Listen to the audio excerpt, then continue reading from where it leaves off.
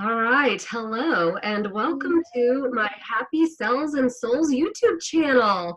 I am Julie Powers, and as a licensed Zumba instructor and as a business partner with the Juice Plus company, my mission is basically to help people know that life is better when you're dancing through it and when you're healthier enough to enjoy life.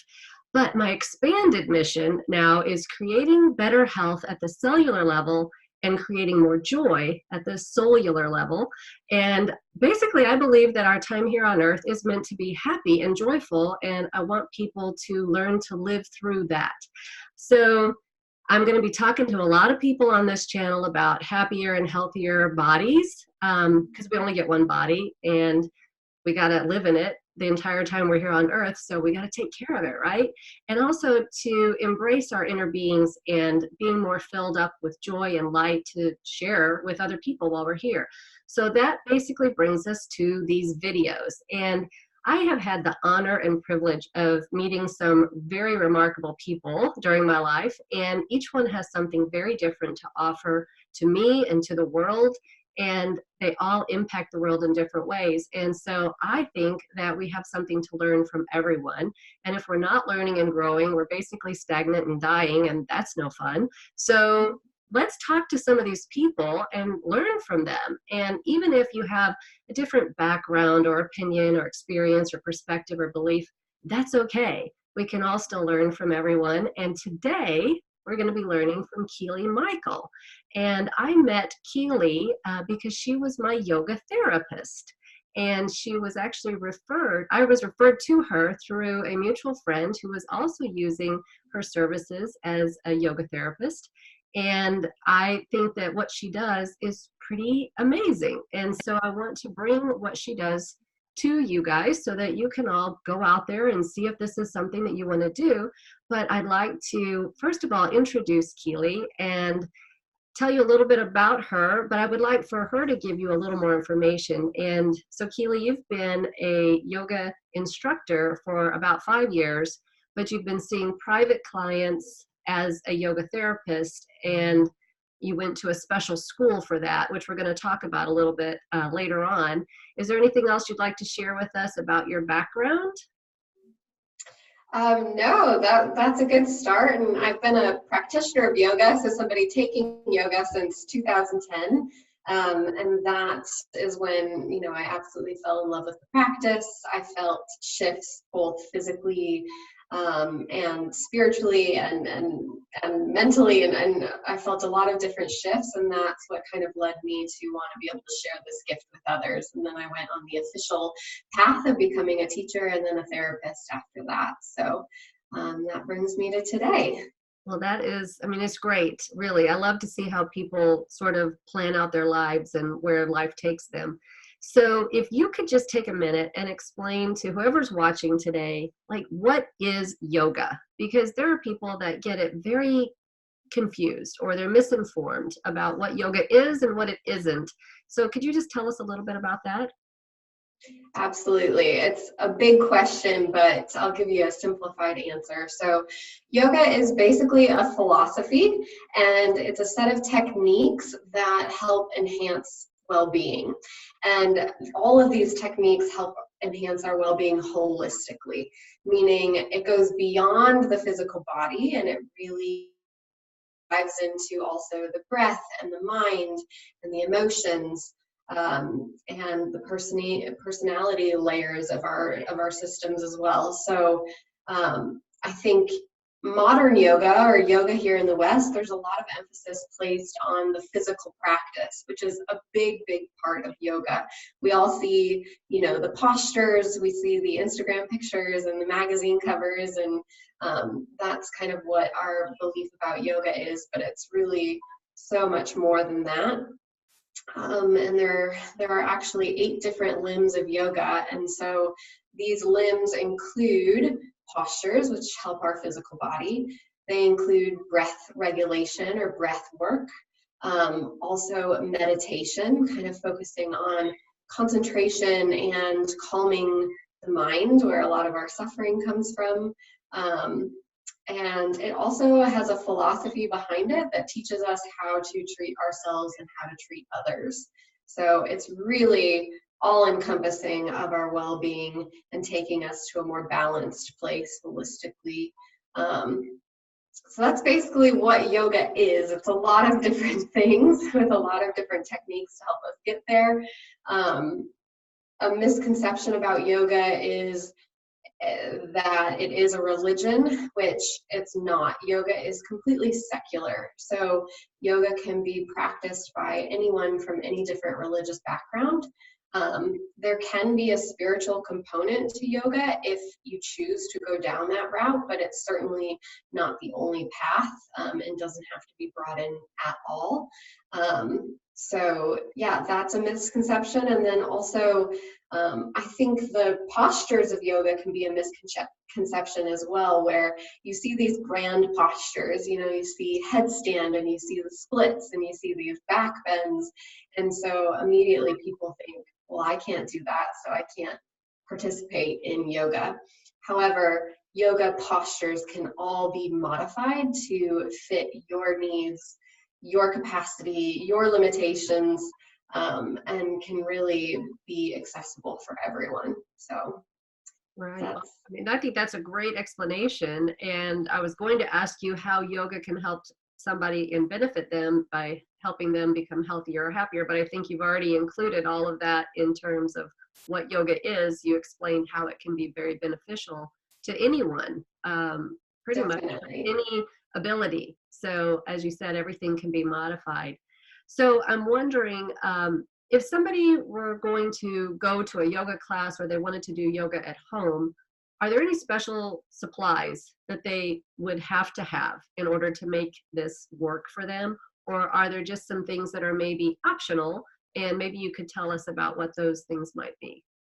Absolutely. So there are nice things to have in yoga, but the beautiful thing is that you really don't need a whole lot to practice. You need your body, you need your breath, and a space that you can practice in. So you don't need fancy yoga clothing, really just something that is comfortable and that you can move well in. Any sort of athletic clothing, or even your old college t-shirt and a pair of sweatpants. So no need to get fancy there. I would say the one thing I would definitely recommend for yoga practice would be a mat to practice on, for a couple different reasons. One being that it kind of initiates the practice. It's something you physically step onto to know that you're coming into the yoga practice. It's time to practice. It's time to stop whatever you were doing before and start something new. So it's kind of symbolic, and can become part of the ritual, but also practically it gives you cushion between you and the floor, so it keeps your body more comfortable. And sometimes in postures, you want a little stickiness of the mat so that you're not slipping on the surface of the floor. Well, So I will speak to that because I did try to do a couple of things just on my carpet, and I found that it was really hard to keep my feet stable. So I had to go grab my mat, and that was definitely what was necessary. So some other yes. things that might be helpful. Yeah, definitely. So more optional, but definitely helpful things would be, I would say, to have a block or two. Here is a block for you to see. And basically what the blocks do is they bring the floor closer to you. So let's say you're a beginner or you have an injury, or just are not that flexible and you're trying to do a forward fold, but you can't reach the ground. Your fingers don't touch the ground. The block brings that floor up to you so that then you can put your hands there and it's there for you. And so blocks are really helpful to extend the ground up to you. You want to modify postures because every posture has a function associated with it. It has some effect. And so we want to bring the ground closer or stretch you to the ground through props so that you can receive the function of the posture. So a block is really helpful. I use blocks myself, so it doesn't matter if you've been practicing for years or weeks, it can be really helpful. And so on that, like something that I don't have any blocks at home, but I have this knee pillow that I sleep with, and I sleep with this between my knees, basically, when I sleep on my side. Could that be used?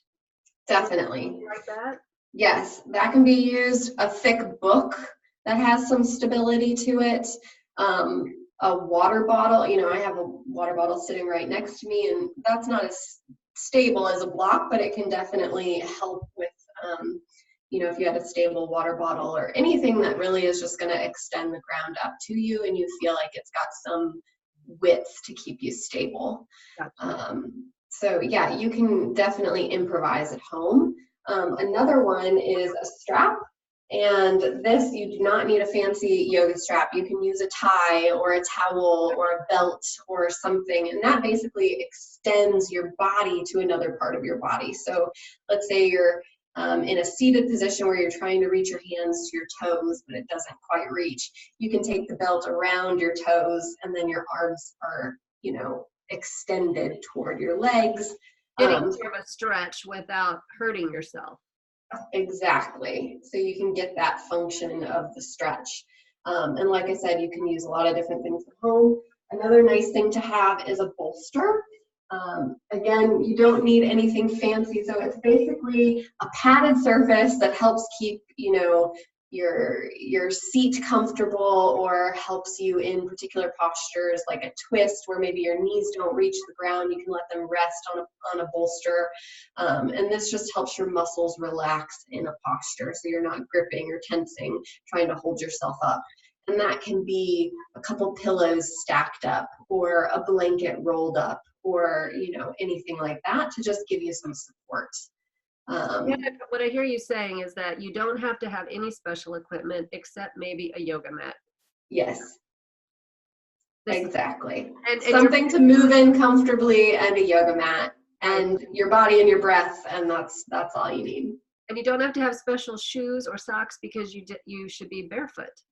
Right? Yes. Yep. Practice barefoot, especially without socks, because you'll be slipping around if you have socks on. Right. And you don't need grippy socks if you've got a mat. So, you know, don't need to invest a lot of money into it.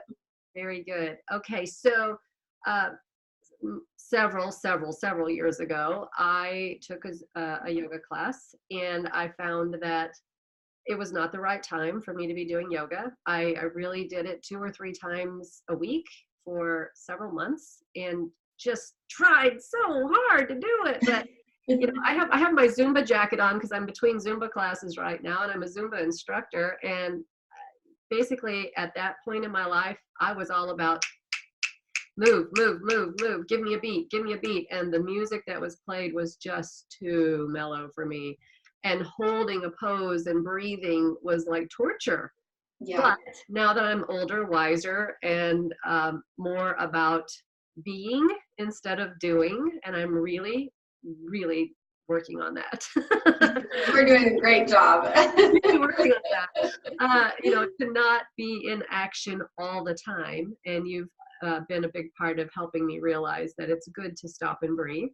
And so I did a group class, and I've done yoga. I tried to do yoga at home with a video, and then I connected with you, and I've done the one-on-one classes. So can you talk about the differences and what to expect if somebody were to do those things either on their own or in a group or with a yoga therapist, and end it with what the yoga therapist does? Sure. So as you said, I mean, yoga is so popular right now, so you can find it anywhere. There's a million different ways that you can do it. The number one thing is yoga is experiential. So you have to practice it to be able to feel what it does for you and give it a shot, but it also needs to be convenient and fit your lifestyle. So there are many resources online, so you can stay in the comfort of your home and take a class online. However, I will say not all online programs are created equal. So I don't recommend just going on YouTube and searching yoga, because there are so many different types of yoga. Yoga is not a religion, but kind of like a religion, there's all these different traditions and lineages and sects of yoga. And they range from being slow and gentle and soft music, you know, to being upbeat and vigorous and flowing and more about strength and cardio. And so there's this whole wide range. So number one is do some research on what you think you might need.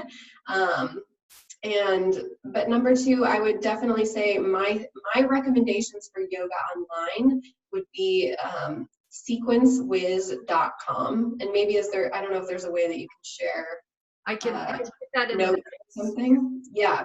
So sequencewiz.com, very trustworthy, super knowledgeable yoga therapist who creates group practices online. Yoga Glow is another app, an online yoga business, and there's 2 teachers on there I really like, Rod Stryker and Tiffany Cruikshank. I recommend that, and that's got a way that you can take 5 minutes of yoga to 30 minutes of yoga to level 1 to level 3. You know, you can really customize it, so I like that option. And it also offers meditation, which makes it a little more holistic. And the third one is one of my teachers, Amy Wheeler. She has a YouTube channel called The Optimal State, and she also has some great recorded yoga videos. So those would be my 3 recommendations if you're going to take it online, or just sort of search what you need and take some time to figure out maybe what yoga class was appropriate for you. Then there's the group class option. You know, if you live in a town that has a studio, my suggestion is just talk to the instructor, talk to the owner, tell them your experience level, tell them about any injuries or limitations or anything you need, because they're experts in their field and in their studio or classes, and they'll be able to hopefully guide you to the right class description and the right instructor for you. So if you show up to a yoga studio, talk one-on-one to the instructor or the owner for sure. Right. The group classes are so great because you get that energy from the room.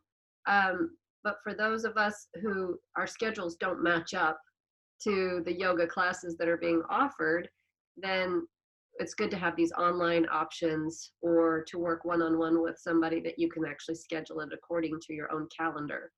Absolutely. So if you're looking for convenience, yoga online is the way to go. If you're looking for community and connection and maybe motivation through others, then try and find a group class. And then finally, yoga therapy, what we do together. So yoga therapy, there's a definite difference between yoga teachers and yoga therapy. And the main difference is between the amount of training and the intention of training. So a yoga teacher is trained for 200 hours at least. A lot of yoga teachers go on to receive more training, but 200 hours is the minimum, and they are taught to teach group classes. That's the intention. So you'll find those teachers teaching group classes at a studio. A yoga therapist goes on to receive 1,000 hours of training. So that's including that 200 hours. So you take your 200 and you do about 800 or 900 more hours of study on top of that. And the intention, it's a lot. It's a lot, and it's amazing. It's in depth. It's basically just a more in-depth look at all the things that a yoga teacher learns, but more in depth, and the intention's different. So yoga therapy we are trained to assess the individual in front of us.